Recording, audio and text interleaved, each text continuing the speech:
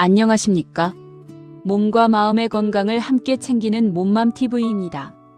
오늘은 많은 시니어분들이 일상에서 가장 자주 느끼는 불편함이지만 막상 어디가 문제인지 분명하게 말하기 어려운 증상에 대해 차분하게 이야기해 보려고 합니다.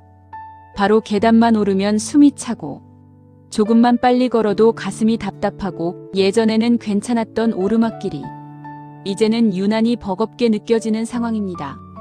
나이가 들어서 그런가 보다. 운동을 안 해서 그런가 보다. 이렇게 대수롭지 않게 넘기다가도 문득 이런 생각이 마음 한쪽에서 올라옵니다. 혹시 심장이 안 좋은 걸까? 폐가 나빠진 건 아닐까? 이게 그냥 체력 문제인지 병인지를 어떻게 알지? 오늘 이 시간에는 계단을 오를 때 숨이 찰 때 그 숨참이 주로 심장 쪽에서 오는 것인지 아니면 폐와 호흡기 문제에서 오는 것인지, 물론 확진을 내리는 것은 의사가 해야 하지만 생활 속에서 대략적인 방향을 가늠할 수 있도록 쉽게 풀어서 설명해 드리겠습니다. 그리고 그 전에 꼭 짚고 넘어가야 할 부분, 이럴 때는 절대로 미루지 말고 바로 병원에 가야 한다는 위험 신호들도 함께 정리해 드리겠습니다. 지금 계단이 부담스럽게 느껴지는 분들, 숨이 차는 정도 때문에 혹시나도 심장병, 폐 질환이 있는 건 아닌지 걱정하고 계신 분들에게 이 영상이 조금이나마 기준이 되어 드리기를 바랍니다. 숨이 찬다는 말 안에는 사실 여러 가지 느낌이 섞여 있습니다. 어떤 분은 가슴이 조여오는 느낌이 들면서 숨이 찬다고 표현하고, 어떤 분은 가쁜 숨이 계속 차오르고 가슴보다는 목이 막힌 것 같다고 말하고, 또 어떤 분은 그냥 산소가 부족한 느낌, 숨이 허공을 가르는 느낌이 난다고 이야기합니다. 겉으로 보기에는 다 비슷해 보이지만 이 안에는 심장이 보내는 신호, 폐와 기관지가 보내는 신호, 그리고 체력, 근육, 체중, 불안감이 섞여 보내는 신호가 복잡하게 뒤섞여 있습니다. 우선 심장이 어떤 역할을 하고 있는지, 폐가 어떤 역할을 하고 있는지부터 아주 간단하게 정리해 보겠습니다. 심장은 우리 몸의 펌프입니다. 온몸의 피를 쉴 새 없이 밀어내서 산소와 영양분을 각 장기에 보내고 다시 돌아오는 피를 받아들이는 일을 평생 단 한 번도 쉬지 않고 하고 있습니다. 폐는 이 피에 실어보낼 산소를 공기에서 받아들이는 역할을 합니다. 우리가 숨을 들이쉬면 폐 안으로 공기가 들어오고 그 안에서 산소가 피 속으로 녹아 들어갑니다. 그래서 숨이 찬다는 것은 크게 나누면 두 가지 방향의 문제가 있을 수 있습니다. 하나는 심장이 펌프 역할을 충분히 하지 못해서 온몸으로 가야 할 피를 힘들게 보내고 있는 상황, 또 하나는 폐가 산소를 충분히 받아들이지 못해서 피 속의 산소량이 떨어지는 상황입니다. 둘 다 결과적으로는 숨이 차다, 가슴이 답답하다, 계단이 힘들다로 느껴질 수 있기 때문에 느낌만 가지고 둘을 100% 깔끔하게 구분하는 것은 어렵습니다.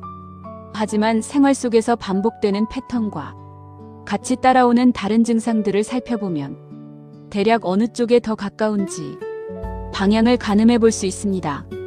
먼저 심장에서 오는 숨참의 특징을 천천히 살펴보겠습니다. 심장이 보내는 신호는 대부분 피를 충분히 못 보내고 있다는 상황에서 시작됩니다. 그래서 계단을 오를 때, 언덕을 걸을 때, 무거운 물건을 들고 움직일 때처럼 평소보다 심장이 더 빨리, 더 강하게 펌프질을 해야 하는 순간에 숨이 차거나 가슴이 답답해지는 경우가 많습니다. 특징적인 것은 숨이 찬 것과 함께 가슴 한가운데나 왼쪽 가슴 부위에 묵직하게 누르는 느낌, 조이는 느낌, 답답하게 압박하는 느낌이 같이 오는 경우입니다. 이 통증이나 답답함이 목, 턱, 어깨, 왼쪽 팔 안쪽까지 번져 내려가는 듯이 느껴질 때도 있습니다. 특히 계단 몇 층만 올라도 가슴이 꽉 막히는 것 같아서 멈춰 서야 하고, 잠시 서서 쉬면 괜찮아졌다가 다시 움직이면 비슷한 느낌이 반복된다면 이것은 단순히 체력이 떨어져 힘든 것이라기보다는 심장 쪽에서 보내는 신호일 가능성을 꼭 한 번은 의심해 보셔야 합니다. 또 하나 중요한 점은 숨이 찬 정도가 움직일 때만 잠깐이 아니라 점점 가벼운 활동에도 나타나는 경우입니다. 처음에는 언덕길이나 계단에서만 숨이 찼는데 나중에는 평지를 천천히 걷는데도 가슴이 답답하고 숨이 가쁘고 더 진행되면 누워있을 때도 숨이 차고 베개를 낮게 베고 누우면 숨이 막히는 듯해서 상체를 더 세워야 겨우 숨을 돌릴 수 있는 상태가 되기도 합니다. 밤에 자다가 갑자기 심하게 숨이 차서 벌떡 일어나 창문을 열고 숨을 몰아쉬어야 하는 경우, 다리를 내려앉거나 베개를 여러 개 괴고 앉은 자세에 가까워져야 조금 숨이 편해지는 경우도 심장이 지금 펌프 역할이 많이 힘들다는 강한 신호일 수 있습니다. 발등이나 발목을 손가락으로 꾹 눌렀을 때 금방 올라오지 않고 쑥 들어간 채로 있다면 심장이 보내는 부종의 신호일 수 있습니다. 이렇게 가슴 답답함, 계단에서 심해지는 숨참, 누우면 더 나빠지는 호흡, 발다리 부종이 함께 보인다면 이때는 폐나 기관지보다는 심장을 먼저 의심해 봐야 합니다. 반면 폐에서 오는 숨참은 조금 다른 양상을 보이는 경우가 많습니다. 폐와 기관지가 보낼 수 있는 신호로는 기침, 가래, 쌕쌕거리는 숨소리, 숨을 들이쉴 때 가슴이 찢어질 듯한 통증, 그리고 계단뿐 아니라 평소보다 조금만 빨리 걸어도 숨이 금방 가빠지고 숨을 깊이 들이쉬기가 힘든 느낌 등이 있습니다. 특히 예전부터 천식이 있었다거나 흡연을 오래 했다거나 만성기관지염, 폐기종 같은 진단을 받았던 분이라면 조금만 감기에 걸려도 숨이 쉽게 차고 계단이 더 힘들게 느껴지는 일이 자주 반복될 수 있습니다. 폐에서 오는 숨참의 특징 중 하나는 숨을 쉴 때 쌕 하는 휘파람 같은 소리가 난다든지, 가슴 깊은 곳에서 걸리는 기침이 오래 간다든지, 가래를 뱉지 못해 답답한 느낌이 계속 이어지는 것입니다. 또 어떤 분들은 숨을 깊이 들이쉬면 가슴 옆이나 등 쪽이 칼로 찌르는 것처럼 아파서 숨을 얕게 쉴 수밖에 없는 경우도 있습니다.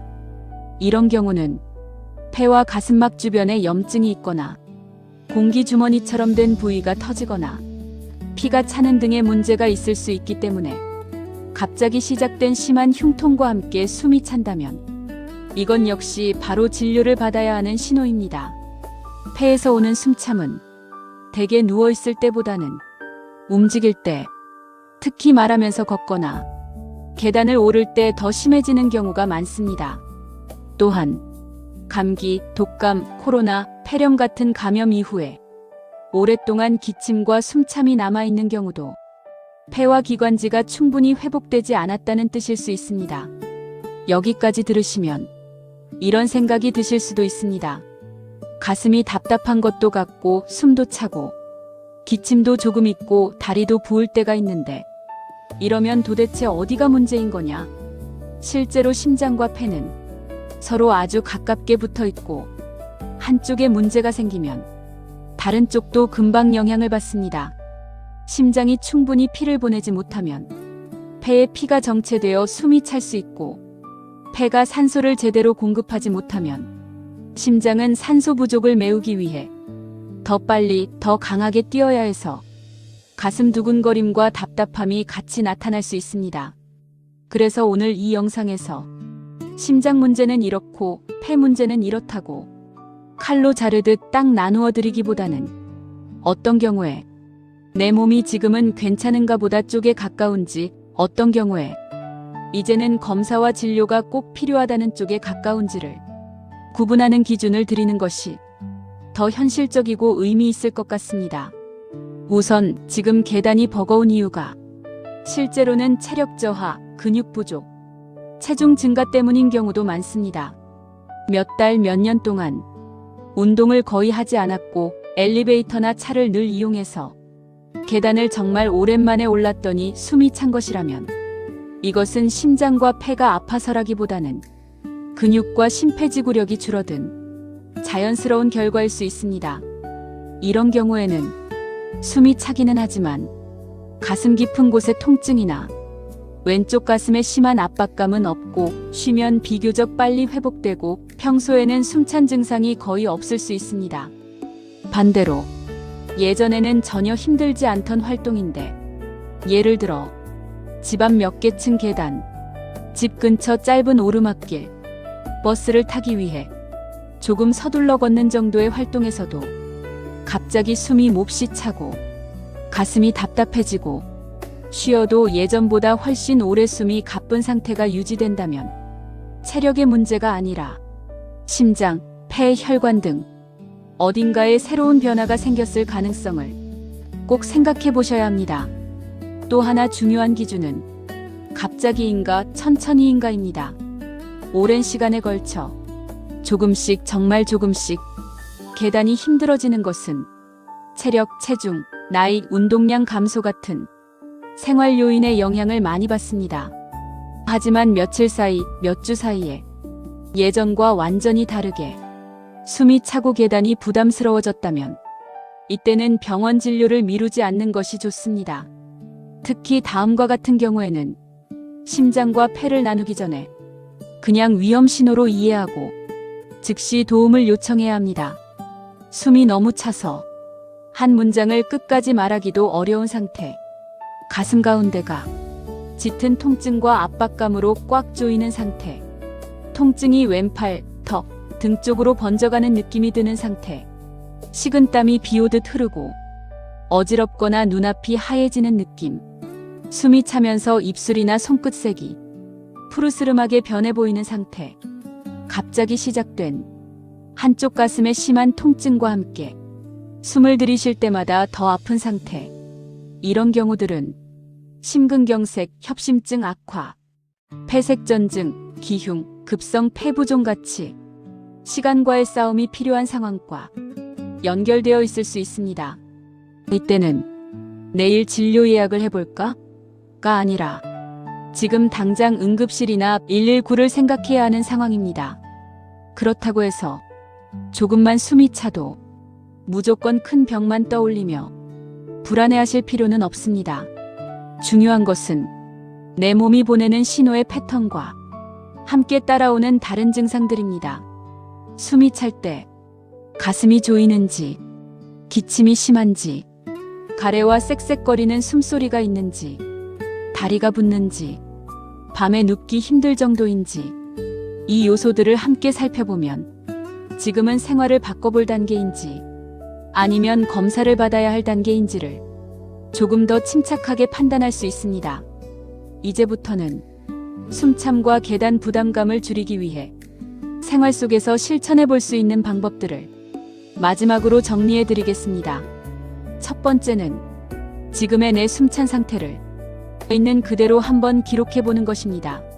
몇 층 계단에서 숨이 차기 시작하는지, 쉬는데 얼마나 걸리는지, 가슴 통증이 있는지, 기침가래가 동반되는지, 하루 중 언제 숨이 가장 차는지, 누우면 나아지는지 더 나빠지는지 이런 것들을 간단히 메모로 남겨두면 나중에 병원에 가셨을 때 의사가 상태를 파악하는데 큰 도움이 됩니다. 두 번째는 무리하지 않는 선에서의 천천히 걷기 시작입니다. 숨이 찬다고 해서 아예 움직이지 않고 쉬기만 하면 심장과 폐, 근육은 더 약해지고 조금만 움직여도 더 힘들어지는 악순환에 빠지기 쉽습니다. 반대로 조금 숨이 찰 정도의 느린 걷기를 짧게 그러나 꾸준히 반복하면 심장과 폐의 지구력이 조금씩 회복되고 같은 활동에도 숨이 덜 차게 됩니다. 중요한 것은 죽을 만큼 힘들게 운동해야 한다가 아니라 말은 할 수 있지만 노래 부르기는 조금 벅찬 정도의 강도로 천천히 시작해보는 것입니다. 세 번째는 체중 관리입니다. 체중이 1kg 늘면 심장과 폐는 그만큼 더 많은 일을 해야 합니다. 계단을 오를 때, 오르막길을 걸을 때마다 몸무게만큼의 짐을 항상 같이 들고 올라가는 것과 같기 때문에 조금만 체중을 줄여도 심장과 폐 입장에서는 부담이 크게 줄어듭니다. 엄격한 다이어트를 하라는 말이 아니라 야식과 단음료, 과식을 줄이고 조금 더 자주 움직이는 것만으로도 몸이 느끼는 숨참은 분명히 달라질 수 있습니다. 네 번째는 흡연을 하고 계시다면 담배를 끊는 것입니다. 담배는 폐와 기관지, 혈관, 심장을 동시에 지치게 만듭니다. 오늘 이야기한 심장 쪽 숨참과 폐 쪽 숨참의 위험을 모두 높이는 가장 큰 요인 중 하나이기 때문에 담배를 끊는 것만으로도 숨참과 계단 부담감이 줄어드는 분들이 많이 계십니다. 다섯 번째는 수면과 스트레스 관리입니다. 잠이 부족하면 심장은 더 빨리 뛰고 호흡은 얕고 빨라지며 같은 계단을 오르더라도 숨이 더 차게 느껴질 수 있습니다. 또 스트레스가 쌓이면 불안으로 인해 숨을 더 빠르게 몰아쉬게 되고 가슴이 막히는 느낌이 더 과장되어 느껴질 수 있습니다. 그래서 깊고 규칙적인 수면, 짧은 호흡 정리 시간, 마음의 긴장을 푸는 루틴을 만들어두는 것이 심장과 폐 모두에게 큰 도움이 됩니다. 마지막으로 이 말씀을 꼭 드리고 싶습니다. 숨이 찬다는 것은 우리 몸이 지금 뭔가 힘들다는 것을 가장 직접적으로 알려주는 신호입니다. 하지만 그 신호를 괜히 겁나는 생각만 들게 하는 존재로 볼지, 이제는 내 몸을 한번 점검하고 생활을 조금 바꿔보라는 기회로 볼지는 우리의 선택에 달려 있습니다. 오늘 몸맘TV에서 나눈 이 이야기가 지금 계단이 버거워진 자신의 모습을 무조건 나무라기보다는 내 심장과 폐가 이제는 조금 쉬고 싶어 하는구나. 조금은 더 도와달라고 말하고 있구나. 이렇게 이해하게 되는 작은 계기가 되었으면 좋겠습니다. 혹시 지금 이 영상을 보시는 분들 중에 숨이 찬 증상이 며칠, 몇 주째 계속되고 있다면, 그리고 오늘 들으신 내용 중 위험 신호에 해당하는 부분이 있었다면 괜찮겠지 하고 넘기시지 말고 가까운 병원에서 한 번쯤은 심장과 폐를 점검해 보시기를 권해드립니다. 반대로 검사에서 큰 이상은 없다고 들으셨다면 이제부터는 불안에 떨기보다 생활 습관을 차분히 정리해가는 쪽으로 마음을 돌려보셨으면 합니다. 몸맘TV는 여러분의 숨이 조금 더 길고 조금 더 편안해질 수 있도록 앞으로도 심장과 폐, 그리고 온몸의 신호들을 쉽고 따뜻하게 풀어드리겠습니다. 오늘도 끝까지 함께 해주셔서 감사합니다. 여러분의 내일 계단이 오늘보다 조금 덜 버거운 하루가 되시기를 바라겠습니다.